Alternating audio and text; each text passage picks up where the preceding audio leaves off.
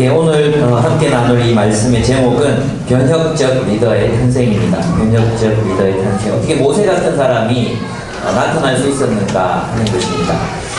고통받는 세상은 변화를 필요로 합니다.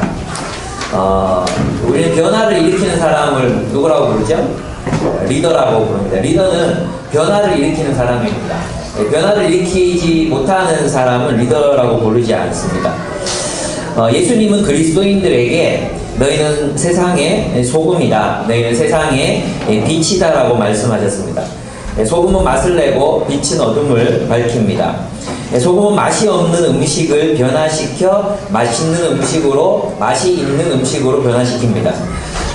소고기국에 소금간을 하면 소금 맛이 나는 것이 아니라 소고기의 그 국에 아시죠? 예, 국밥 먹어보셨죠? 그 고유의 맛이 납니다. 빛은 어둠을 밝혀 세상을 아름답게 보이도록 합니다. 빛이 없으면 우리는 이 컬러풀한 세상을, 총천년색의 세상을 볼 수 없습니다. 우리가 이렇게 아름다운 세상을, 아름다운 빛깔로 채색된 세상을 눈으로 볼 수 있는 것은 바로 빛 때문입니다. 예수님께서 그리스도인들이 소금과 빛이 되라고, 아니 소금과 빛이라고 말씀하신 이유는 바로 세상의 변화를 일으키는 삶을 살아라고 하신 말씀인 것입니다. 소금과 빛은 기존의 상태를 변화시킵니다. 소금이 투여되고 빛이 밝혀지면 이전 세상과는 같을 수 없습니다. 그런 의미에서 예수님께서 그리스도인들에게 소금과 빛이라고 하신 말씀은 우리에게 변화를 일으키는 사람들로 살라는 뜻일 것입니다. 그런 의미에서 그리스도인들은 변화를 추구하는 사람들입니다. 여러분, 그 발터 베냐민이 그런 얘기를 했습니다. 우리 누가 보수가 되는가? 보수는 기존 질서를 지키려고 하는 사람들입니다. 왜 지키려고 하죠?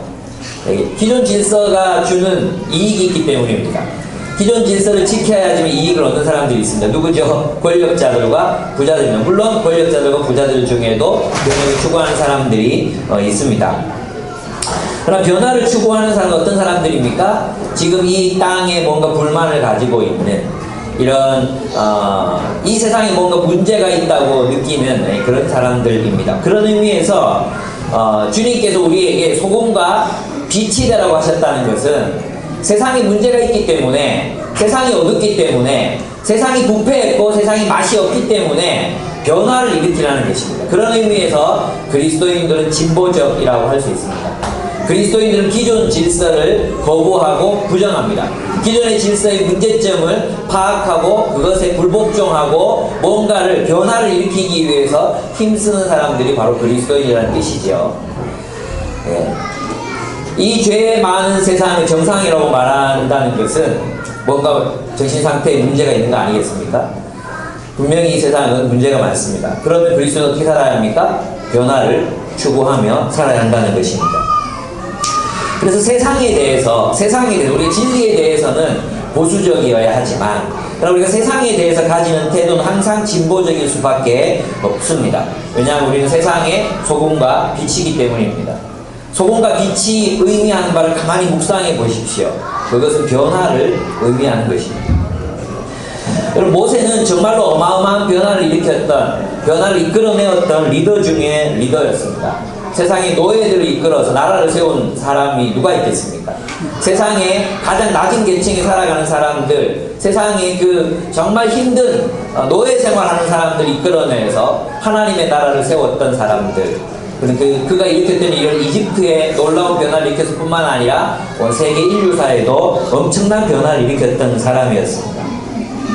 정권이 바뀌면서 한순간에 노예로 전락해버린 히브리인들을 이끌어 해방시켰습니다. 그들 노예들과 함께 이집트를 탈출해 하나님의 정의와 공의의 통치를 받는 한 나라를 세우고자 했던 것입니다. 이런 모세는, 이런 위대한 리더는 어떻게 탄생한 것일까요? 이 리더는 어떻게 해서 리더가 될 수 있었을까요? 이런 위대한 자질을 가진 리더가 될 수 있었을까요? 여러분, 모세는 한순간에 하늘로부터 뚝 떨어져서 소명받고 리더가 된 것이 아니었습니다. 여러분, 모세라는 인물이 나타나기 위해서는 적어도 한 세대가 필요했습니다. 그가 위대한 리더로 세워지기 위해 그가 태어나기 전부터 하나님이 그를 리더로 준비시키셨습니다. 어떻게 준비되었을까요? 첫째는 변화를 준비하는 공동체 속에서 그는 태어났습니다. 가족이었습니다. 이 가족은요, 보통 가족이 아닙니다. 여러분이 본문을 가만히 잘 관찰해 보면 이 모세가 태어났던 이 가족은 대단한 가족이었습니다. 그 가족은 변혁을 위해 준비되어 있는 변혁의 리더를 키워낼 수 있는 그런 가족 공동체였습니다. 네, 하나님은 이 모세를 길러내기 위해서 한 가정을 준비시켰습니다. 네, 바로가 아들을 낳으면 강에 던지라고 했던 이 암울한 시대에 누가 감히 결혼할 수 있겠습니까? 이 암울한 시대에 누가 감히 자녀를 가질 수 있겠습니까? 여러분, 고대 역사를 살펴보면요, 노예들의 출산율이 굉장히 낮습니다. 아이를 낳지 않습니다. 왜? 자신들의 고통을 자식들에게까지 물려주기 싫은 것입니다. 여러분 같으면 아이 낳을 수 있겠습니까? 이 암울한 시대에 결혼할 수 있겠습니까? 지금 여러분, 우리는 바로가 지배하고 있지도 않은데 우리는 결혼을 미루고 안 하려고 하고 그런 시대를 살고 있지 않습니까? 이 시대는 아들을 낳으면 강에 버리라고 했던 그런 절망적인 시대였습니다. 근데 이전에 한글 성경에는 안 나타나 있어요. 2장 1절에 보면 있잖아요. now. 영어 성경에 보면은 그때, 이때 이런 말이 들어있어요. 이때 어떤 때입니까? 바로가 지배하던 시대에, 바로가 아들을 낳으면 죽이라고 했던 그 시대에, 바로 그 시대에 한 레위인이 한 레위 여자에게 장가들었다, 사랑했다, 결혼했다, 그리고 아들을 낳았다는 것입니다. 여러분, 이것이 얼마나 위대한 저항인지 아십니까? 바로가 애굽이 너희는 사랑할 자격도 없어, 무슨 말인데 남자아이 낳으면 다 죽여버리겠다, 이 얘기 뭡니까? 결혼하지 말라고, 결혼해도 애 낳지 말라고, 그 얘기 아닙니까? 너에게 희망이 없다, 이제 결혼하지도 말고 애기도 낳지 마라, 그 얘기 아닙니까? 그런 바로의 명령 앞에서 한 레위 남자가 한 레위 여자를 사랑합니다.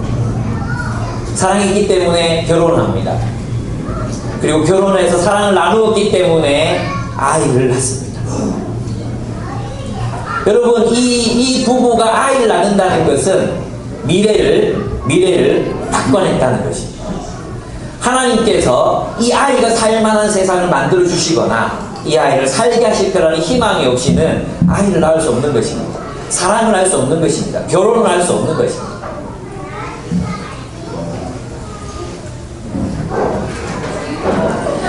바로의 이 기이한 명령은 사실상 결혼하지 말라는 명령이었습니다. 결혼한 부부에게는 사랑을 나누지 말라는 명령이었습니다. 그런데 그들은 바로에게 저항했습니다. 이 당시도 피의법이 많았습니다. 하나님은 그들에게 생육하고 번성하라고 말씀했습니다. 하나님 그들에게 생육하고 번성하라고 말했고, 바로는 생육하고 번성하지 말라고 지시했습니다. 그들은 하나님의 명령, 하나님의 창조 질서를 따르기로 결정했던 것입니다. 그 아이의 아름다움을 보고 그랬잖아요. 그 아이의 잘생김을 보고, 그 아이가 너무나 잘생겼으므로 이렇게 돼 있어요. 모세가 쓴 거 맞는 거 같아요. 모세가 자기 자신을 향해 잘생겼다고 얘기하고 있습니다. 너무 잘생겨서, 이 얘기는 창세기에 나오는 토음, 하나님이 보시기에 좋았더라, 세상을 바라보시면서 좋았더라, 창조의 아름다움을 보시고 하셨던 이 이야기가 좋았더라, 이겁니다. 잘생겼다, 이 말하고 동일한 단어입니다. 그러니까 여러분, 여러분 이게 얼마나 중요한지 몰라요. 여러분 있잖아요, 우리가 삶에 찌들리고 우리가 가난하고 우리가 고통받으면 뭐가 안 보이냐 하면 하나님이 창조하신 세계의 아름다움이 안 보여요. 우리에게 주신 아이들의 그 아름다움, 그 잘생김, 그게 안 보여요.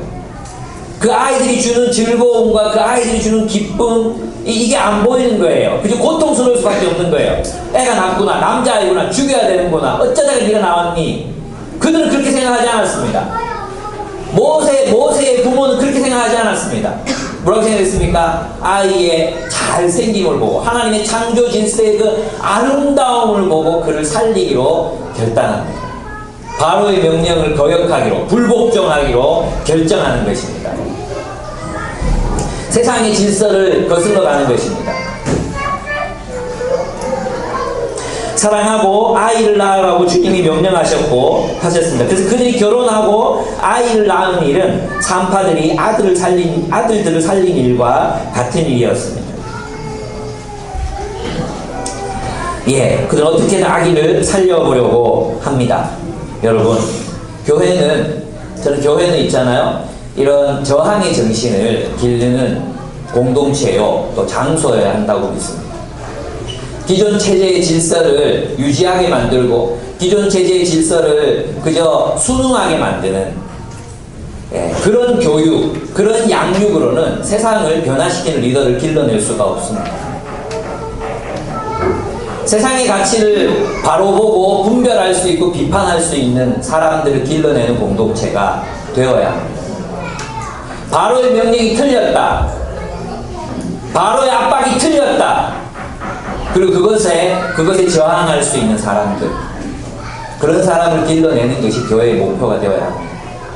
요즘 이제 뉴스바움이라는 세계 100대 학자 중에 한 명이고 미국의 교육을 이끌어가는 직보 학자가 있습니다. 그가 쓴 학교는 시장이 아니다라는 책이 있습니다. 거기에서 우리 학생들에게 뭘 가르쳐야 되느냐고, 그 세계의 석학이 여자분입니다. 그분이 마사 누스바움. 그 사람이 뭐라고 얘기했는지 아십니까? 소크라테스의 교육을 도입해야 된다. 여러분, 소크라테스가 왜 그렇게 문답식 교육, 또 질문하는 교육을 했는지 아십니까? 왜 그랬냐 하면 그 당시 민중들이 굉장히 어리석었어요. 그래서 있잖아요, 누군가 한 사람의 연설, 아주 막 훌륭한 연설을 해서 그 말을 들으면 와 그렇게 합시다 막 박수 치는 거예요. 그래서 있잖아요, 어떤 한 그리스에 있는 한 조그마한 나라, 그 나라를, 폴리스를 이제 남자들을 다 죽이고 여자 노예로 삼자 이렇게 막 연설을 해가지고 배를 띄워가지고 죽이러 가고 있었어요. 죽이러 가고 있는 거예요. 근데 그 다음에 또 이건 아니다 싶은 사람, 철학자가 또 나타나가지고 이건 아닙니다, 이럴 수 없습니다, 이러니까 또 와 이렇게 또 배를 띄워가지고 그 앞에 가던 배를 붙잡아갖고 못 죽이게 합니다. 얼마나 선동에 약했는지 아시겠습니까? 얼마나 선동에 약했는지. 그래서 소크라테스가 문답식 교육을 하는 것입니다. 그들이 듣고 있는 이야기가 진짜 참인지를 알아보게 하고 분별할 수 있는 기회를 그런 검토할 수 있도록 그렇게 만드는 것입니다.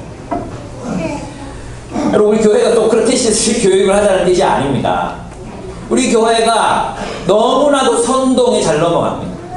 우리 교회들이 너무나도 기존 권력의 그 선동과 또 기존 권력의 이야기들에 너무나도 쉽게 굴복해버립니다.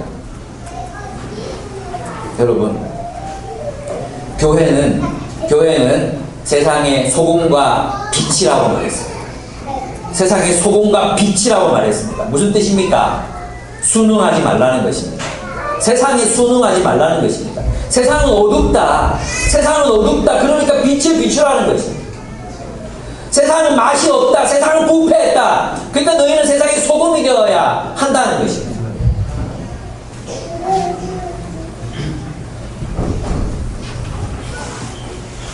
이 가족은 그랬습니다.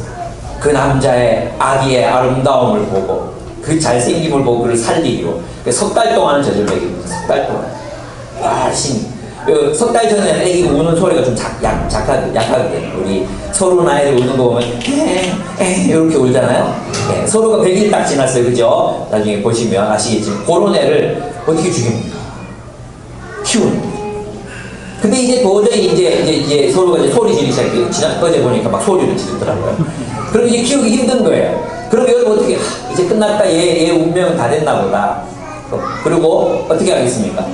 여러분이 그렇게 순종적인, 가만히 있으라면 가만히 있는 사람들이면 어떻게 하겠습니까?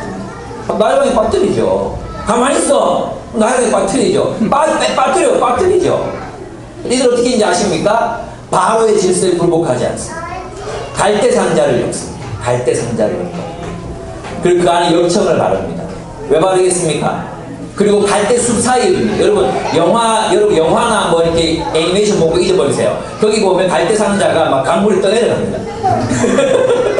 강물에 떠내려가게 안 했어요. 어디다 둡니까? 갈대숲 사이에 뒀어요. 갈대숲에 걸쳐놓은 거. 여러분 여기 갈대숲 있죠? 유라공원에. 갈대숲에 가보세요. 그 숲에 걸쳐놓은 꼼짝도 안 하고 거기 가만히 있어야 돼요. 그리고 물이 못 들어오게 만들어놨어요. 어떻게 하겠다는 겁니까? 얘를 먹여 살리겠다는 겁니다. 멀리서 지켜보고 사람들이 없을 때 이웃에게라도 떼미기고 얘가 살 수 있을 만큼 애를 써서 살려놓겠다는 것입니다. 여러분 이 가족이 얼마나 이 바로의 질서에 순응하지 않기 위해서 최선을 다했는지 여러분 보이십니까? 그리고 미리암이 멀리 떨어져서 이 방주가 어떻게 되나 사람들과 속히 해코지라도 하지 않는가 그렇게 지켜보고 있었던 것입니다. 그리고 아마도 가족들이 또 가족을 아는 사람들끼리 이제 이야기를 나눠서 그 아이를 어떻게 먹여 살릴지를 궁리했을 것입니다. 근데 때마침 바로의 공주가 목욕을 하러 내려왔습니다. 그리고 갈대숲에 걸쳐져 있는 그 바구니를 봅니다. 그리고 바구니 뚜껑을 열어보니까 때마침 또 아이가 울었습니다. 이때 울어야 됩니다. 이때 안 울면 안 돼요. 이걸 보니까 울었습니다. 예, 공주의 마음에 모성애가 발동을 했습니다. 이 아이를 죽일 수, 히브리 아이구나. 이 아이가 히브리 아이구나. 이 말에 뭐가 포함되어 있습니까? 아, 이 아이가 여기서 죽겠구나. 죽어야 되는구나. 이 얘기가 여기 함축되어 있는 거예요. 근데 있잖아요. 이제 미리암이 모세의 누나가 나타나서 뭐라고 말합니까? 내가 유모를 구해오리 이렇게 말합니다. 여러분 있잖아요. 나 같으면 어떻게 여러분 아주 어떻게 했습니까? 와 큰일 났다. 이제 바보의 공주가 지금 열어봤다. 끝이다 하고 도망갔겠죠. 막 도망갔겠죠. 대부분 아마 이게 한 80%는 도망갔을 것입니다. 그리고 한 10%는 공주에게 다가가서 어쩔 건데요? 죽일 겁니까? 죽일 겁니까? 그렇게 물어봤을 겁니다. 살려주십시오! 이렇게 했을 겁니다. 그러면은 답이 안 나옵니다. 근데 이 미리암 어린 소녀라고 되어 있거든요. 이 소녀가 뭐라고 말합니까? 내가 유모를 구해다 드리겠습니다. 이 아이를 살릴 수 있습니다. 유모를 구해다 드리겠습니다. 와, 이 소녀는 설득의 대가입니다. 사람의 심리가 어떻게 움직이는지 알았던 사람이에요. 유모를 대다 드리니까 그러니까 이 아이를 살릴 수 있단 말이야. 생각이 긍정적으로 돌리시. 히브리 아이구나. 죽어야 되는 운명을 가지고 태어났구나. 이 생각에서 이 아이가 살 수 있구나 하는 생각으로 바뀌는 것입니다. 그리고 자신의 어머니를 감히 누가 이런 상상을 할 수 있겠습니까? 자기 어머니를 데려다가 유모로 삼습니다. 그죠? 그리고 이 아이를 유모에게 맡겨서 이제는 바로 궁전에서 나오는 양육비를 받아가면서 이 아이를 합법적으로 키울 수 있는 길이 열린 것입니다. 이때는 박수가 많이 나와야 됩니다. 이제 모세가 살아난 것입니다. 합법적으로 살릴 수 있는 길이 열리게 된 것입니다. 여러분 이 가족이 어떤 성격을 가졌는지 여러분 이해가 되십니까? 이 가족은요 그냥 기존 질서에 순응하지 않았습니다. 저항했습니다. 그리고 할 수 있는 최선의 길을 찾았습니다. 그리고 끝까지 최선을 다했습니다. 포기하지 않았습니다. 끝까지 최선을 다했습니다. 하나님은 이런 사람들을 통해서 일하시는 것입니다. 하나님의 섭리는 가만히 앉아있는 사람들에게 남자아이다. 그리고 막 술 퍼먹고 울고 이래가지고 따라오지 마! 던지면 끝나는 거예요. 근데 이 가족은 끝까지 최선을 다합니다. 미래를 낙관합니다. 미래를 하나님이 함께 하심으로 어떻게 하실지 모른다고 생각하고 그들은 미래를 긍정적으로 전망했습니다. 그리고 할 수 있는 최선의 일을 감당했던 것입니다. 바로 이러한 공동체의 분위기에서 변혁을 주도하는 아이가 태어난 것입니다. 여러분, 한 사람의 성격은 만 3세 이전에 모두 형성된다고 합니다. 리더로서 모세의 자질은 바로 이 가족에게 물려받은 것이었습니다. 우리 소라자매 노래 정말 잘하잖아요. 소라자매 가족이 우리 교회 한번 온 적이 있어요. 우리 소라자매 언니가 이윤경 씨라고 또 유명한 소프라노거든요. 저는 두 사람 딸들이 노래를 잘한다고 생각했거든요. 근데 아버지, 어머니, 딸들 와 완전 다 성악가요. 그냥 다 성악가. 무슨 뜻인지 아시겠습니까? 유전됩니다, 이런 게. 유전되거든요. 그런 분위기에서 그런 사람들이 나오는 거거든요. 우리 김현지, 사람을 안 무서워합니다. 이번에 이제 면접 보러 대학에 이제 면접 보러 다녔잖아요. 자기 몇 군데 더 내세요, 원서를. 왜? 그러니까 면접이 너무 재밌대요. 교수들을 설득시키는 게 너무 재밌대요. 네. 그리고 면접 보고 와서 면접 잘 봤다고 그래서 교수님들이 대단하다고 얘기해줬다고 이래요. 구도 잘못인지 모르겠어요. 그건 별개의 문제지만, 사람 별로 두려워하지 않습니다. 어릴 때부터 데리고 다니면서 어른들을 만났거든요. 어른들 만나고 같이 있고 같이 놀고 했거든요. 그렇습니다. 여러분, 우리가 이런 가정 만들어가야 합니다. 이런 가정. 우리의 가정이 이런 변화를 이끌 수 있는 리더로 아이를 기를 수 있는 그런 가정의 분위기가 되고 있는지 살펴봅시다. 또 하나, 우리 교회가 어떤 곳이 되어야 합니까? 변화를 이끌 수 있는 리더를 길러내는 공동체가 되어야 한다는 것입니다. 변화를 이끌 수 있는, 체제 유지할 수 있는 사람도 많습니다. 그죠? 예, 그런 사람 길러내는 게 우리 목표가 아닙니다. 세상을 바꿀 위대한 리더들, 세상을 바꿀 수 있는 사람들 길러내는 것이 교회의 역할입니다. 그러려면 우리는 문제 제기를 해야 합니다. 지금 돌아가고 있는 일들에 대해서 문제 제기를 하고 거기에 대해서 대안을 논하고 이럴 수 있는 사람들, 그냥 나는 여러분들 있잖아요. 전부 예스맨, 체제 수능적인 그런 사람들이 되는 걸 반대합니다. 질문하십시오. 토론하십시오. 다른 대안을, 다른 길을 상상해 보십시오. 미리암처럼. 저는 참 이 가족을 통해서 많은 것을 배웁니다. 절망할 수밖에 없었던 시대에 하나님을 신뢰함으로 나오는 미래에 대한 희망적인 전망. 이 전망. 다 뭐 한국교회 안 돼, 끝났어, 뭐 이런 시대에 하나님을 의지하여 미래를 낙관할 수 있는 전망의 능력. 여러분, 인간이 동물과 다른 점이 뭔지 아십니까? 미래를 전망할 수 있다는 것입니다. 그리고 그 미래를 전망하는 데서 행복감이 나요. 이 미래가 비관적이면 불행감이 드는 거예요. 불행감. 미래가 낙관적이면 행복감이 드는 거예요. 포기하지 않고 할 수 있는 한 끝까지 희망을 버리지 않는 그 최선을 다하는 노력. 기회가 왔을 때는 저돌적으로 붙잡는 주도성. 하나님의 좋은 것과 세상의 악함을 분별할 수 있는 지혜. 악한 명령에는 결코 굴복하지 않겠다는 저항정신. 바로 이것이 우리 교회를 통해 사람들이 배워야 하는 것입니다.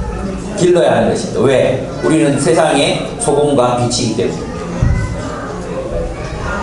이 시대는 특히 젊은이들에게 절망을 강요하고 있습니다.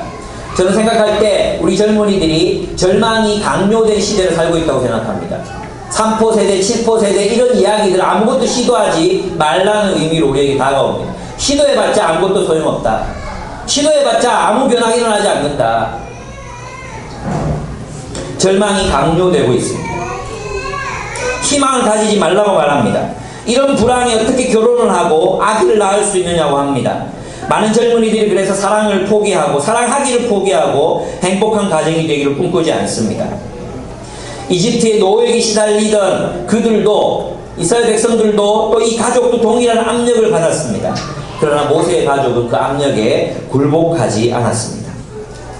저는 있잖아요, 이 가족이 이집트의 그 노예 생활을 하면서도 행복했을 거라는데 제 손모가지를 겁니다. 왠지 아십니까? 이런 가정은 고통 속에서도 행복할 수밖에 없습니다. 여러분, 왜냐하면 행복이라는 것은 우리의 주관적인 것이 있거든요. 가난하기 때문에 불행하다. 가난하면 불행합니까? 이 등식이 성립이 됩니까? 가난하면 불행합니까? 이 등식이 성립이 됩니까? 안 됩니다. 우리의 행불행은 외부적 조건에서 나오는 것이 아니기 때문입니다. 그리고 행복을 연구한 수많은 사람들의 글을 한번 읽어보십시오. 행복한 사람들이 두 가지 특징이 있는데요. 첫째가 외향성입니다. 외향성. 가요로 여러분에게 팁으로 말씀드려요. 외향성. 외향성이 뭐냐 하면 사람들을 만나는 데서 힘을 얻는 거예요. 그러면 I 성향의 사람들 불행하니 아니, I 성향의 사람들도 사람들을 만나야 행복해져요. 혼자만의 세계로 침잠에 들어가면요 행복해지지 않습니다. 두 번째는 관계입니다. 관계. 좋은 사람들과 좋은 관계를 맺을 수 있는 능력. 이 두 가지가 있는 사람들이 행복한 인생을 삽니다. 예, 우리는 이 가족에게서 배워야 합니다. 하나님이 모세의 가족을 쓰신 데는 이유가 있습니다. 나중에 보십시오. 모세, 아론, 또 누구? 미리암, 전부 이스라엘 공동체를 그 광야에서 이끈 리더들이 됩니다. 이들은 리더로서의 자질을 타고났고 또 그것을 개발시켰던 것입니다. 우리 가정과 교회는 이런 변화를 일으키는 지도력을 배출해낼 수 있는 공동체가 되어야 합니다. 여러분, 그래서 저희 공동체의 문화가 현실이 어쩔 수 없다. 그러니까 포기하자. 내가 이렇게 힘들기 때문에 나는 하나님 나라를 위해서 살아가기 힘들다. 이런 문화가 우리를 지배하면 안 된다고 생각합니다. 현실이 어쩔 수 없다고 하나님 나라를 위한 삶을 포기할 수 있습니까? 현실이 힘들다고 하나님 나라를 위해 살기를 그만둘 수 있습니까? 현실이 힘들다고 해서 우리가 이 땅에 가난한 가포 눈물들을 위해서 살아갈 책임이 면제되는 것입니까? 하나님의 정의를 이루어가야 할 그 책임이 우리에게서 면제될 수 있는 것입니까?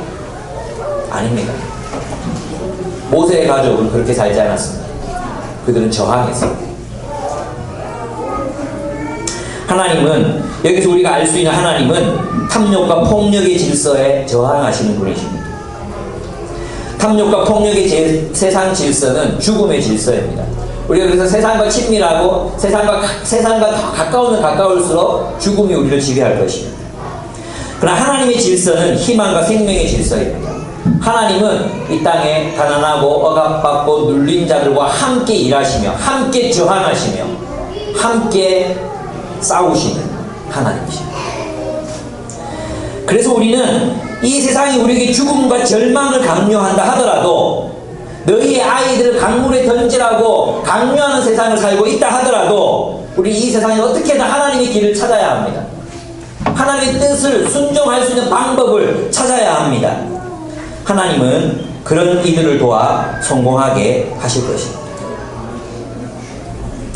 교회는 과연 변화를 이끌어가는 지도력을 개발할 수 있을까요? 그런 공동체가 될 수 있을까요?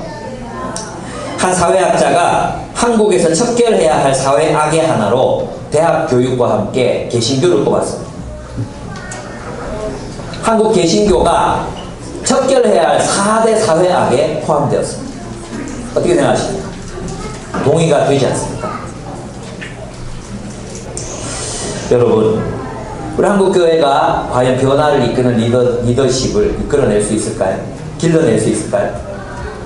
감사하게도 또 변혁을 추구하는 많은 사람들 중에 또 그리스도인들이 주도적으로 그 일들을 하고 있다는 것입니다. 우리 젊은 그리스도인들이 깨어나야 합니다. 그리고 하나님의 정의, 그 정의를 분별할 수 있는 시각을 가져야 합니다.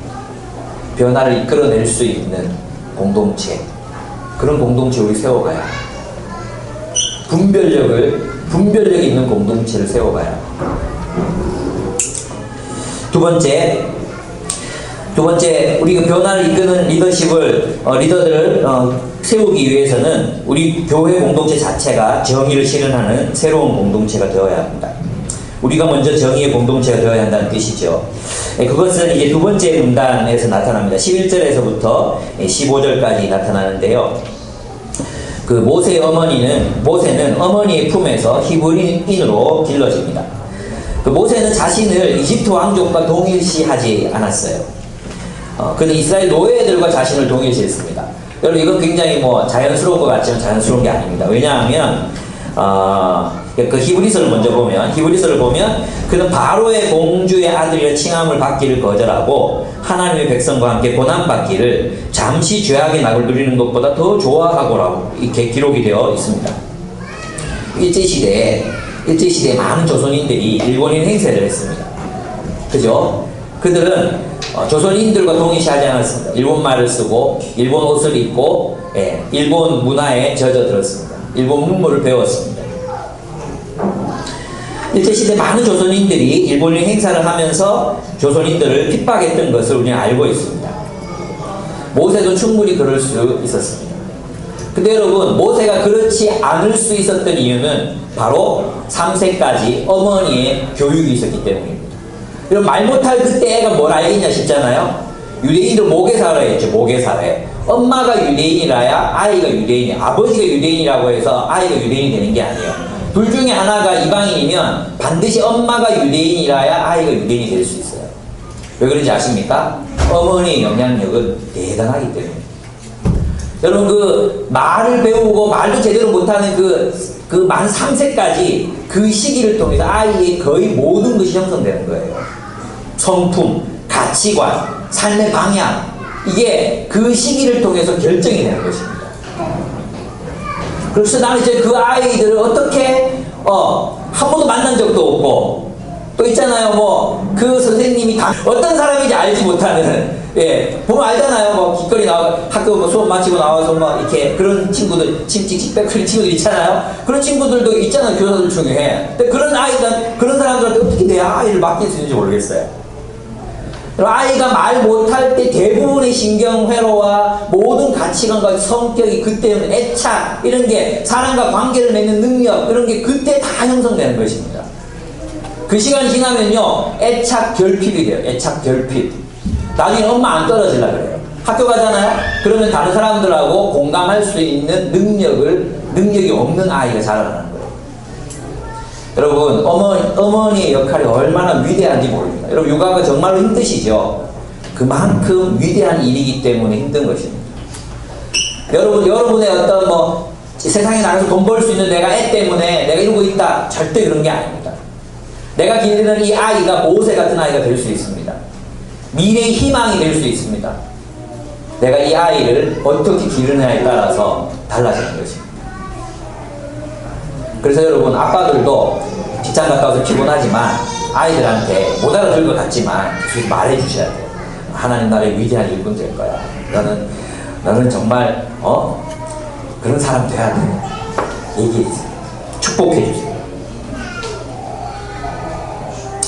여러분, 모세는 그렇게 길러졌습니다. 그래서 있잖아요, 그 기간들 동안에 그는 자기 자신을 오히려 하나님의 백성들과 동일시합니다. 사람이 있잖아요, 누구와 자신을 동일시하는지를 보면 그 사람을 알 수 있습니다. 하나님 백성은 누구와 자기를 동일시합니까? 하나님 백성들과 자기를 동일시합니다. 네. 교회 일원으로 자기의 정체성을 인식합니다. 나를 인식할 때 사람들이 직장의 뭐 과장, 사장 이런 걸 인식하는 게 아니고 교회의 한 형제 자매로 자기 인식하는 거예요. 그게 하나님 백성과 자기를 동일시한다는 뜻이에요. 여러분 지금 그렇게 하고 있습니까?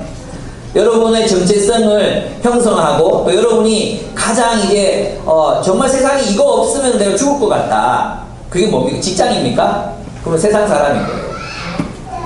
그게 교회입니까? 난 이 사람들과 함께 내 운명을 같이 한다. 그게 하나님의 백성과 자신을 동일시한다는 뜻이에요. 교회는 어떤 사회적 기관이 아닙니다. 교회는 우리의 삶을 함께하는 운명 공동체입니다. 여러분, 하나님의 백성들의 고통을 자신의 고통으로 받아들이고 계십니까?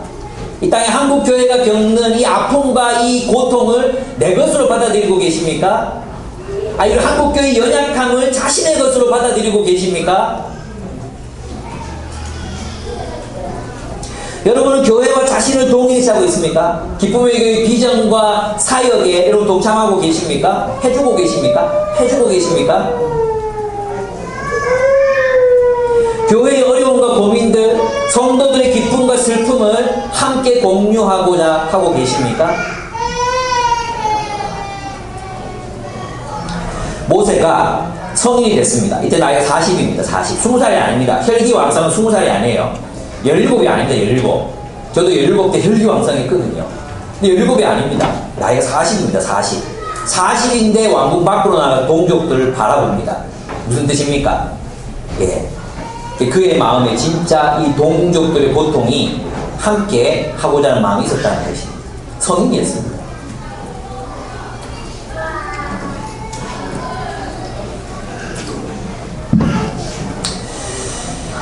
왕국 밖으로 나갔다가 동족에게로 갔다가 동족이 학대받는 모습을 보게 됐습니다. 이집트 사람이 동족을, 이스라엘 사람을 심하게 때리고 있는 것을 봤습니다. 아마 뭐 채찍질을 하고 있었거나 막 잔인한 고문을 하고 있었겠죠. 막 두들겨 패거나 뭐 이런 일을 하고 있었겠죠. 그것을 보고 이 정의로운 모세는 의분을 이기지 못하고 그를 살해합니다. 그리고 모래에 파묻습니다. 사람이 없는 것을 보고 모래에 파묻어 버립니다. 여러분, 이 사건이 주는 어떤 힌트들이 굉장히 많아요. 어떤 거냐면, 여러분 그 불의한 폭력을 보면서 모세는 견디지 못했어요. 동족이 또 있잖아요. 동족이 또 동족을 때리는 거예요. 이걸 보면 이집트 사람이 동족을 때리고 동족 중에 강한 사람이 또 동족을 때리고 그 폭력이 완전히 일상화되어 있는 애국의 문화. 여러분 아시겠죠? 폭력이 일상화되어 있어요. 그냥 폭력이 그냥 생활이 되어 있는 거예요. 근데 이 폭력을 모세는 죽이고 싶도록 싫어했어요. 이 폭력을 혐오했어요. 근데 그 폭력을 혐오하면서도 자기 자신 안에 내재되어 있었던 정의의 이름으로 행해지는 그 폭력을 그는 보지 못했던 것입니다. 실제로 그가 폭력을 통해서 정의를 실현하겠다고 사람을 죽였지만 그도 실제로는 누구 안에 있었다는 것입니까? 이집트 안에 있었다는 것입니다. 그 폭력의 질서를 벗어나지 못한 채로 그는 정의로웠던 것입니다. 폭력이 내면화되어 있었습니다. 이런 사람이 나중에 이집트의 왕자가 되든 아니면 이스라엘의 또 지도자가 되든 어떤 일이 일어나겠습니까? 많이 죽이는 거죠. 자기 안에 있는 분노를 제어하지 못하는 거예요. 정의의 이름으로 수많은 사람들을 살해하고 죽였을 것입니다. 여러분, 이 본문을 통해 우리가 알 수 있는 것은 폭력은 정의를 구현하지 못한다는 것입니다. 가해자 히브리인의 이 말에는 모세의 마음속에 있는 것을 드러냈습니다. 예, 여기 보면 13절에 보면 이 모세가 얼마나 이 폭력을 증오했는지가 나타납니다. 그래서 그는 잘못한 사람에게 말하였다. 당신은 왜 동족을 때려? 화가 났죠. 그러자 그 사람은 대들었다. 누가 당신을 우리의 지도자와 재판관으로 세웠단 말인가? 당신이 이집트 사람을 죽이더니 이제는 나도 죽일 작정이요라고 말합니다. 여러분, 이 말에 모세가 화들짝 놀라는 이유는 모세의 마음속에 무엇이 있었다는 것입니다. 단순히 의분으로 애국인을 죽인 것이 아니라 그의 마음에는 히브리인들의 지도자가 되어서 혁명을 꿈꾸고는 마음이 있었기 때문입니다. 내가 폭력을 통해 이것을 뒤집어 엎으리라. 내가 폭력을 통해 이들의 지도자가 돼서 이들을 뒤집어 엎으리라. 그 마음이 있었던 거죠. 근데 그 상태로는 하나님 나라의 지도자가 될 수 없었어요. 하나님이 그를 내쫓으십니다. 누가 당신을 우리의 지도자와 리더와 주제, 왕과 재판관으로 세웠단 말입니까? 모세의 마음에는 그 혁명을 꿈꾸는 마음이 있었습니다. 그러나 정작 그는 어땠습니까? 이집트인들에게도 외부인이었고 히브리인들에게도 외부인이었습니다. 그 어느 곳에도 속하지 못하는 나그네로서 살아가고 있었습니다. 이집트인을 죽였다는 소문이 바로에게 들렸습니다. 바로가 아마도 모세의 아버지이거나 아니면 모세의 형제겠죠. 왕권이 바뀌었다면 모세의 형제였을 것입니다. 그죠? 어떤 사람은 모세의 형제였다고 말하기도 하고 어떤 사람은 모세의 아버지였다고 말하기도 합니다. 근데 모세의 아버지였다고 보는 게 맞는 것 같아요. 그죠? 근데 아무리 양자지만 아들이 이제 죽였다고 해서 눈에 혈안이 돼서 막 모세를 죽이겠다고 덤비겠습니까? 그럼 뭐가 들통났기 때문에요. 모세의 마음속에 있는 내용, 그 내용이 뭐였어요? 이집트에 반대한다. 혁명을 일으킬 수도 있다. 그것 때문에 죽이려고 하는 것입니다. 안 그러면요, 이걸 몰랐잖아요. 그게 들통나지 않았으면 그냥 살려둘 수 있어요. 아들인데요, 왕인데요, 왕자인데요. 안 그렇습니까? 이유가 있었겠지. 재판도 조작하고 할 수 있잖아요. 왕인데요. 이 당시 왕이 얼마나 대단합니까? 근데 그 왕이 직접 나서서 모세를 찾아 죽이려고 합니다. 적극적으로 죽이려고 합니다. 이 이야기는 모세라는 존재가 굉장히 껄끄러운 존재였다는 것입니다. 혹시라도 그가 그런 일을 혁명을 도모할 수 있는 사람으로 여겨졌다는 뜻입니다.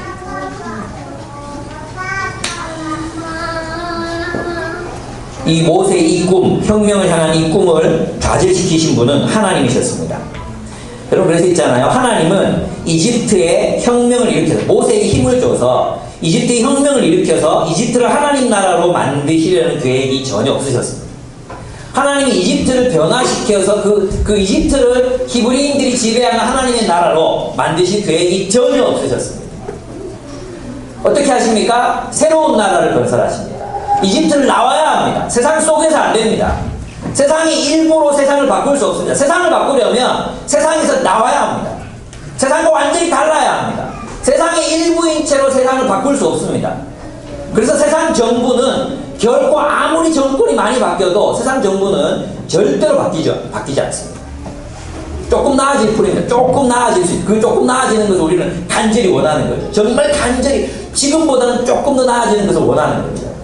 근데 여러분 세상이 바뀌는 뭐 어떤 공동체들이 많아야 되는지 아십니까? 세상으로부터 자유로운 공동체들, 세상으로부터 자유로운 하나님의 나라가 온 세상에 누룩처럼, 온 세상에 빛과 소금처럼 건설되어야 하는 것입니다.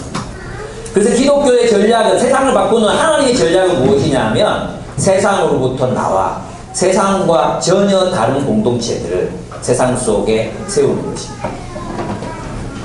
폴리스들, 하나님이 통치하는 하나님 나라의 식민지들을 세상 속에 건설하는 것입니다. 세상을 변화시키려면 세상을 떠나야 합니다. 이게 무슨 개 풀 뜯어 먹는 소리냐고요? 예, 여러분 개가 풀 뜯어 먹습니다. 제가 봤습니다. 개가 있잖아요. 막 양배추를 얼마나 맛있게 뜯어 먹는지 몰라요. 예, 제 증거물이 있습니다. 개 풀 뜯어 먹습니다. 예. 여러분 세상에 속한 채로, 세상의 일부가 된 채로는 세상을 변화시킬 수 없습니다. 세상의 질서, 애굽의 폭력의 질서를 내면화한 모세는 결코 새로운 세상을 만들 수 없습니다. 교회가 세상을 떠나서 완전히 새로운 공동체가 될 때 세상을 바꿀 수 있습니다. 이 말은 무슨 말입니까? 우리가 참된 교회가 되어야 한다는 것입니다. 여러분 세상에 대한 불만이 많죠. 그럼 우리는 이 안에서 새로운 세상을 건설해야 합니다. 저는 여러분들 가운데 좀 같이 사는 사람들이 많이 나왔으면 좋겠습니다. 돈이 있는 사람들이 좀 집 좀 사서 좀 가난한 형제 자매들 좀 데리고 살았으면 좋겠습니다. 방 한 칸씩 주고 거실 공유하고 좀 그렇게 살았으면 좋겠습니다. 예, 여러분들이 같은 고민을 하고 있고 같은 문제로 고민하고 있는 사람들이 교육 문제로 고민 많습니까? 모이십시오. 우리 모일 겁니다. 모이셔서 어떻게 해야 대안적인 교육을 할 수 있을지 함께 고민합시다. 함께 기도합시다. 대안을 만들어 갑시다. 경제적인 어려움 있는 사람들이 있습니다. 세상을 보고 욕할 게 아니라 우리가 가진 것들을 먼저 나눕시다. 우리가 가진 것들 하나도 나누지 않으면서 우리가 하나님 나라가 어디 있냐고 세상의 정의를 이야기한다는 것은 말도 안 되는 이야기입니다. 그렇지 않습니까? 세상을 욕하면서 우리가 지금 맡고 있는 가난한 또 억눌린 멘티들 한 달에 한 번도 만나지 못하고 있는 거, 그건 어떻게 생각하십니까? 그러면서 우리가 정의를 실현한다고요? 내가 안 하고 있는데 내가 누가 합니까? 뭐 경찰청장이 합니까? 내가 그렇게 안 살고 있는데 우리가 그렇게 살아야죠. 우리가 먼저 정의를 실현해야 합니다. 우리가 먼저 정의를 실현하는 공동체가 되어야 하고 정의를 실현하는 삶을 살고 있어야 합니다. 이런 공동체들이 많아져요. 제가 얘기했죠. 한국에 있는 캐톨릭 합해 가지고 그리스도인이 1300만이에요. 1300만. 1300만 명의 사람들이 정의롭게 살면 세상이 안 뒤집어지겠습니까? 지금 요직을 차지하고 있는 그리스도인들이 다 정의롭게 살면 세상이 안 바뀌겠습니까? 세상이 변합니다. 변화되지 않을 수 없습니다. 이것이 로마가 노예 제도를 폐지했던 이유였습니다. 그리스도인들이 노예를 부리지 않으니까 노예 제도가 폐지된 것입니다. 그리스도인들이 노예를 해방시키니까 노예 제도가 없어진 것입니다. 그래서 있잖아요. 초대교회 교부들이 쓴 글을 보면은 교회가 세상 속에서 부흥하는 것이 로마를 위해서도 좋은 일이라고 설득하고 있습니다. 세상을 바꾸려면 깨끗한 사람들이 있어야 되지 않겠습니까? 세상을 바꾸려면 정의로운 사람들이 있어야 되지 않겠습니까? 그들이 설득했던 것입니다. 교회됨. 이것은 있잖아요. 그냥 막연한 이상적인 목표가 아닙니다. 변화를 이끌어내는 우리의 정말 진정한 목표입니다. 하나님 나라의 목표입니다. 그래서 우리의 소망이 바로 이 세상 한복판에 하나님의 통치를 살아가는, 하나님의 통치를 실현하는 공동체를, 여러분의 숲을 그렇게 만드는 일에 열심을 내야 합니다. 근데 있잖아, 토요일에 같이 와서 청소 같이 하자 할 때 리더들만 옵니다. 청소 같이 하자. 힘듭니까? 어떨 때는 숲지기 혼자 와서 울고 있습니다. 숲지기 혼자 와서 울고 있어요. 예. 울고 있는 이 친구는 그 언젠가 또 누군가를 울렸던 친구였죠. 예. 그런 일이 반복됩니다. 우리가 공동체가 되자고 말하면서 함께 식사하고 함께 만나는 시간을 내지도 못합니다. 마음을 나누지도 않습니다. 근데 세상이 어떻게 변합니까? 교회가 안 바뀌는데 세상이 어떻게 변합니까? 교회가 세상의 소금과 빛이 안 되는데 어떻게 세상이 변합니까? 교회가 빛을 안 비추는데 어떻게 세상을 밝힙니까? 교회가 소금의 맛을 잃었는데 어떻게 세상을 만나게 합니까? 우리의 공동체가 하나님 나라가 되어요. 소금의 맛, 빛의 공동체가 되어요. 여러분 잘하고 있습니다. 더 잘하십시오. 더 서로를 향해 개입되어요. 더 서로를 사랑해요. 더 많이 하라. 베드로전서에 그러지. 너 잘하고 있다. 더 많이 하라. 사랑에는 한계가 없습니다. 네.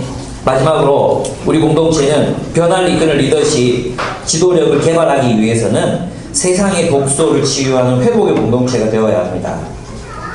모세는 정의로운 사람이었습니다. 제가 이제 현은이를 보면서 늘 고민이 뭐냐 하면 얘가 오지랖이 너무 넓거든요. 오지랖이 너무 넓어요. 그래가지고 사사건건 사람들한테 간섭을 해요. 틀렸다, 잘못했다, 그러면 안 돼. 간섭을 해요. 근데 제가 이제 정말 그게 힘들었거든요. 야, 너무 이렇게 살아가지고 인생이 힘들지 않을까? 또 지만 힘든 게 아니라 남을 힘들게 하지 않겠는 생각이 있었거든요. 근데 모세를 보면서 제가 위로를 얻었어요. 네, 모세는 오지랖이 넓은 사람이었어요.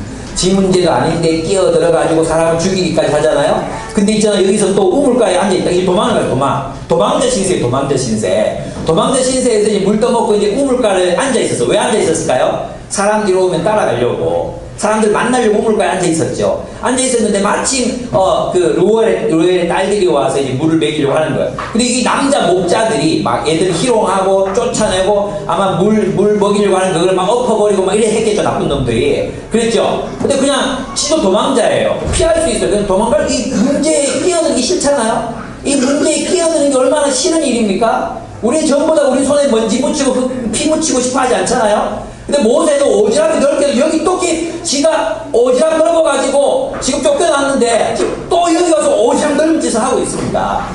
거기서 또 아마 애국에서 배운 무술을 또 아마 썼겠죠. 그리고 이제 목동들을 다 쳐내고 그리고 물을 떠다가 양떼들에게 물을 먹여요. 이게 모세의 오지랖, 모세의 주도적인 모습. 예, 우리 그리스도인들은 이렇게 정의를 향하는 일에 적극적이 될 필요가 있습니다. 또 우리는 이 정의를 향하는 일이 너무 소극적이죠. 그죠? 너무 소극적이죠. 모세는 이제 그의 힘을 바르게 사용하고 있습니다. 모세는 궁핍한 처지, 또 공경에 빠져 있었지만 그럼에도 불구하고 남을 도왔습니다. 이게 우리가 할 일입니다. 우리가 힘들어요. 지쳐있어요. 바빠요. 피곤해요. 맞습니다. 모세도 그랬습니다. 근데 모세는 공경에 빠진 사람들을 향해서 나아갔습니다. 그게 우리가 할 일입니다. 우리도 피곤하고 힘듭니다. 또 우리가 더 힘든 사람들 향해 나아가야 합니다. 우리는 자신이 힘들면 다른 사람들의 공경에 시선이 가지 않습니다. 내가 제일 힘든 것 같거든요. 내가 세상에서 제일 이상한 놈 같고 다른 애들은 다 막 좋은 것 같고 내 직장이 세상에서 제일 힘든 놈들만 모여있는 것 같고 어떻게 괴물 같은 놈들은 우리 직장에 다 모였을까?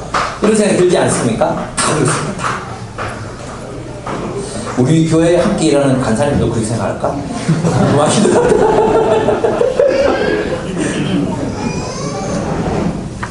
여러분, 변화를 일으키는 리더는 모세는 달랐습니다. 자신이 힘이 들었지만 또 다른 사람들의 공경에 개입합니다. 개입하는 거예요. 모세는 그런 의미에서 쿨한 사람이 아니었어요. 쿨하지 않았습니다. 다른 사람들의 문제에 대해서 개입합니다. 끼어듭니다. 끼어들어서 욕먹고 끼어들어서 쫓겨나고 끼어들었다가 공경을 당하는 게 모세였습니다. 이게 화평케 하는 자입니다. 우리가 화평케 하는 자의 삶을 살면요 끼어들어야 됩니다. 끼어들면요 욕먹습니다. 근데 우리는 아무도 욕먹으려고 하지 않습니다. 이 딸들이 평소보다 좀 일찍 돌아왔어요. 루엘이 놀랐어요. 근데 이 루엘의 뜻은 뭐냐 하면 하나님의 친구라는 뜻입니다. 근데 그의 다른 이름이 별칭이 있었는데 호밥이에요. 호밥 좋아요. 호밥이 뭐냐 하면 이런 뜻이에요. 껴안아주고 싶도록 사랑스러운 사람, 이런 뜻이에요. 하나님의 친구, 껴안아주고 싶도록 사랑스러운 하나님의 친구, 이게 루엘의 이름이었어요. 네, 이드로라는 이름도 있었는데 그 뜻은 제가 못 찾아봤어요. 이드로. 네. 어쨌든 이드로가 본명인 듯하고 호밥, 루엘 이 얘기는 사람들이 그에게 붙여준 이름인 것 같아요. 여기에서 뭔가 느껴지는 게 있지 않습니까? 안아주고 싶도록 사랑스러운 사람. 누가 떠오릅니까? 제가 떠오르지 않습니까? 야, 지수. 왜 그렇게 혐오적인 반응을 하는데? 루에 그런 뜻입니다. 우리 사람들 앞에 이런 사람의 모습이 되어야 합니다. 함께 안아주고 싶은 사람. 사랑스러운 사람. 그죠? 하나님의 친구. 이런 모습의 사람들이 되어야 한다는 거죠. 근데 이제 이렇게 얘기하면 딸들이 모세가 한 일을 보고를 했습니다. 어떤 이집트 사람이, 아마 그 복색이 이집트인이었겠죠, 그죠? 이집트 사람이 목자들의 손에서 구해주고 물까지 길어 양떼에게 먹여주었습니다. 여러분, 모세는 자기도 지금 도망대 신세인데 이 목자들을 막아주는 것만도 참 큰일이잖아요. 그리고 그 애들이 왔으니까 지들이 그냥 떠가게 해도 돼요. 근데 물까지 또 길어가지고 진짜 오지랖 그렇지 않습니까? 부탁도 안 해서 물좀 길어, 부탁도 안 해서 근데 물을 길어다가 또 해줍니다. 이게 모세입니다.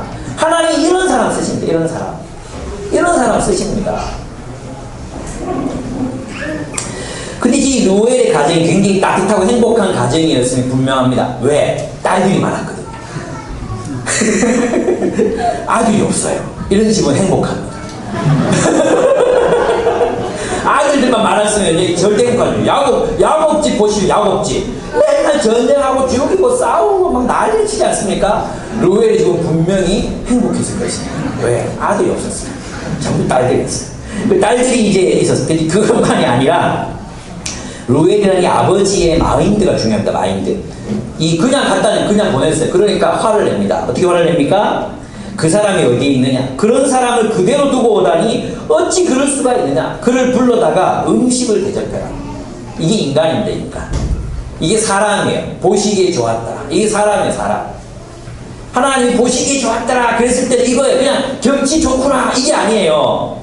이거예요. 이거. 은혜. 은혜를 베풀 줄 알고 은혜에 보답할 줄 아는. 예. 사람들을 이렇게 만나 사역하다 보면은 있잖아, 이런 사람도 있어요. 자기가 늘 퍼줘요. 제 제자 중에 그런 친구 있거든요. 자기가 늘 퍼주면서도 저도 이제 그 친구들 이렇게 생각해 보면 내가 받은 게 너무 많거든요. 받은 게 너무 많은데도 그 친구들은 나를 향해 고맙다고 말해요. 제가 그들을 돌봤던 거는 캠퍼스 4년, 예, 그것도 리더 모임 잠깐 그 정도밖에 없어요. 그런데도 정말 은혜 입은 사람들처럼 그렇게 챙기면서도 고맙다고 말해요. 늘 나를 보면 고맙다고 말해요. 그거예요. 그게 사람이에요.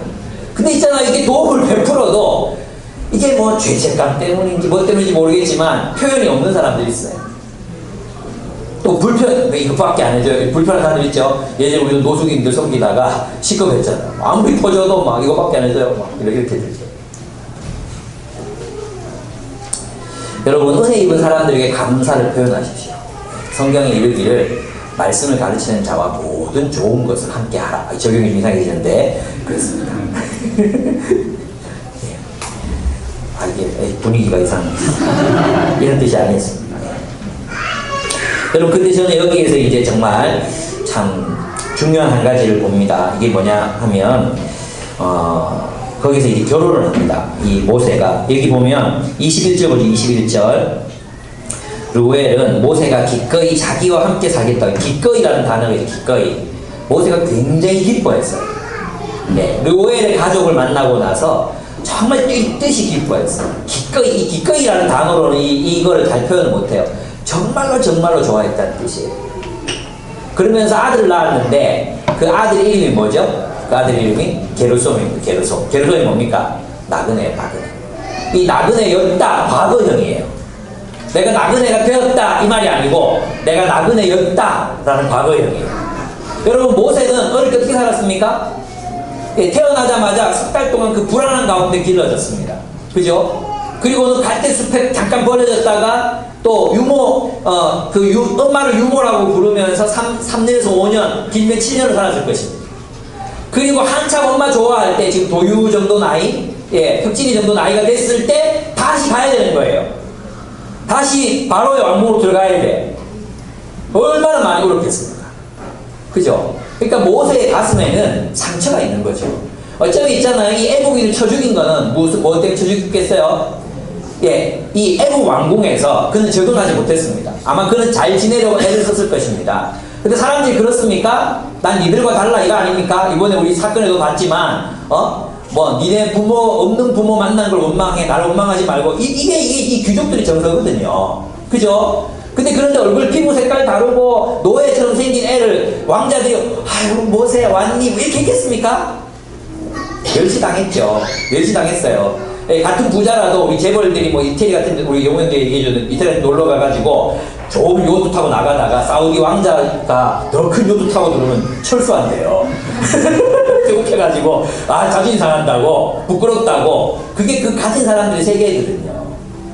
모세는 그 어디에도 정착할 수 없었어요. 애국 왕궁에서도 그는 국외자였어요. 뿐만 아니에요. 히브리인들에게 자기는 희망을 걸었거든요. 그들도 모세를 받아들이지 않았습니다. 모세의 40년 동안의 인생이 나그네였습니다. 이게 얼마나 있잖아요. 자기 아들을 낳고 게르솜이라고 이름을 지었다는 거예요. 이 얼마나 슬픈 이야기인지 모릅니다. 얼마나 가슴 아픈 얘기인지 모릅니다. 내가 나그네였구나. 내가 나그네였구나. 내가 외로웠구나. 내가 힘들었구나. 내가 정말 처절하게 살았구나. 그걸 새로운 가족을 만나고 나서야 아는 거예요. 너무 힘들어서 그것도 몰랐던 거예요. 그리고 이제 그 르우엘의 그 따뜻한 가족들을 만나고 나서 비로소 내가 나그네였구나. 내가 혼자였구나. 아무도 나를 받아줄 리 없었구나. 바로 그것을 깨달은 것입니다. 여러분, 모세가 이스라엘의 위대한 리더가 되기 위해서는 40년 동안의 애국의 교육도 필요했지만 40년 동안의 해독 과정이 필요했어요. 40년 동안의 그 애국에서 받은 상처와 분노, 투사. 그가 왜 애국을 죽였겠습니까? 그 안에 일어나는 분노를 견딜 수가 없는 거예요. 그 모독과 그 상처와 그 열등감과 이걸 이길 수가 없는 것입니다. 그걸 죽인 것입니다. 그랬던 그가 이제 르우엘의 가족을 만납니다. 그리고 이제 애국에서 먹었던 독소, 그것을 빼내기 시작합니다. 치유되고 회복되기 시작합니다. 여러분, 지도자에게 이런 과정이 없으면 우리는 좋은 지도자가 될 수 없습니다. 왜 전병욱 사건, 이런 사건들이 반복되는지 아십니까? 예, 치유되지 못했기 때문에. 회복되지 못했기 때문에.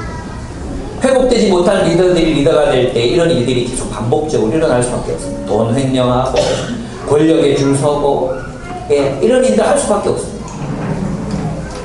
왜? 총회장 가서 도끼질하고 총질하고 서로 높은 자리 차지하겠다고 사람 죽이고 이런 일들이 일어날 수밖에 없습니다.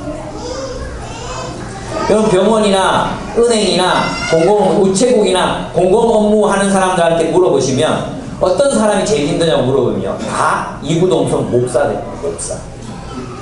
목사들이 교회에서 목사지, 교회에서도 목사 종이잖아요. 그죠? 그런데 세상에 나가서도 목사도로 하려고 합니다.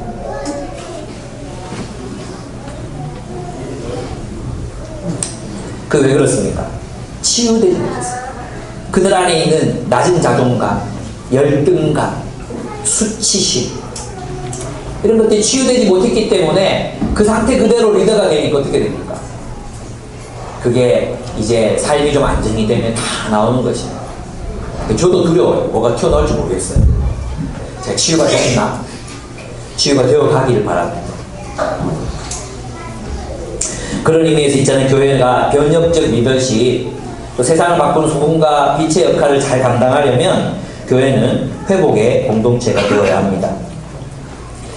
치유되지 않은 사람들이 교회의 리더가 되고 세상의 리더가 되고 직장의 상사가 되는 것입니다. 더 끔찍한 것은 아빠가 되는 것입니다. 상처가 치유되지 않은 사람들이 아빠가 되는 것입니다. 엄마가 되는 것입니다. 그럼 이 애는 엄마와 아빠의 대리인이 될 수밖에 없습니다. 크게 상처받죠. 여러분, 그래서 우리는 함께 우리 공동체를 치유의 공동체로 세워가야 하는 것입니다. 아멘?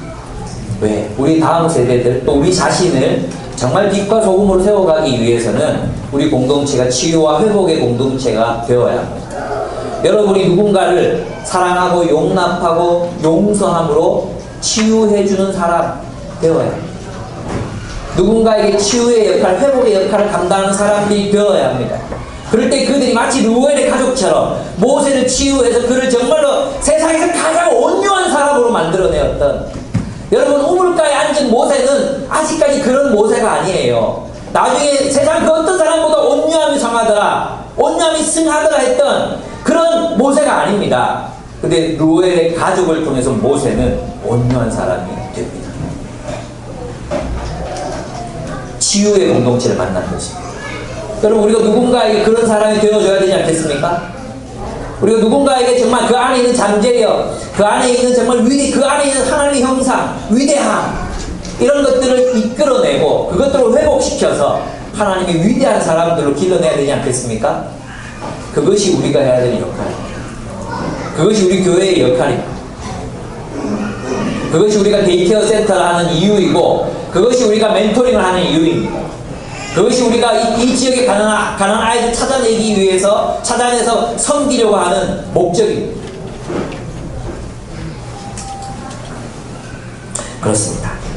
여러분, 우리 이런 교회를 세워갑시다. 사람을 기르는 교회. 사람이 일어나서 변혁적 리더십을 발휘하는 교회. 얼마나 멋있습니까? 사람을 치유하고 그들에게 새로운 비전, 새로운 정의로운 공동체, 하나님 나라에 대한 비전을 심어주고,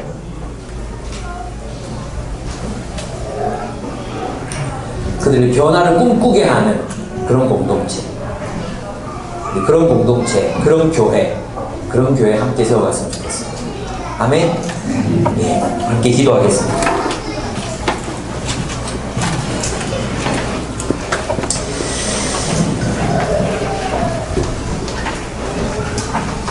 고통받는 세상은 변화를 필요로 합니다. 변화를 일으키는 사람이 리더입니다. 예수님은 그리스도인들에게 너희는 소금이다, 너희는 세상의 빛이다 라고 말씀하셨습니다. 다시 말해서 우리가 세상을 변화시켜야 한다는 것입니다. 우리의 존재 그 자체가 어둠을 밝히고 세상을 만나게 하는 그런 존재로 살아가야 한다고 말씀하십니다. 소금과 빛은 기존 상태를 변화시킵니다. 유지하지 않습니다. 소금이 투여되고 빛이 밝혀지면 이전 세상과 같을 수 없습니다. 이것이 그리스도인의 역할입니다. 그럼 나는 과연 변화를 이끄는 리더로서 살아가고 있는가? 여러분의 직장에서, 여러분 속한 가정에서 변화를 이끄는 리더로 살아가고 있는가? 우리 자신 한번 돌아봤으면 좋겠습니다. 또 우리 교회를 통해서 과연 그런 사람들이 길러질 수 있는지, 우리 숲의 모양, 모습들, 또 무엇을 지향해야 할지 우리가 한번 또 돌아봤으면 좋겠습니다. 그래서 첫째, 자기 자신을 위해서 기도했으면 좋겠습니다. 내가 그런 변혁을 이끌어가는 리더가 되게 해주십시오. 빛과 소금의 역할을 감당하게 기도합시다. 두 번째, 하나님 우리 교회가 그런 리더 길러내는 공동체 되게 해주십시오. 그런 리더를 길러내는, 변화를 이끄는 리더를 길러내는 그런 교회가 되게 해주십시오. 우리 함께 기도하겠습니다.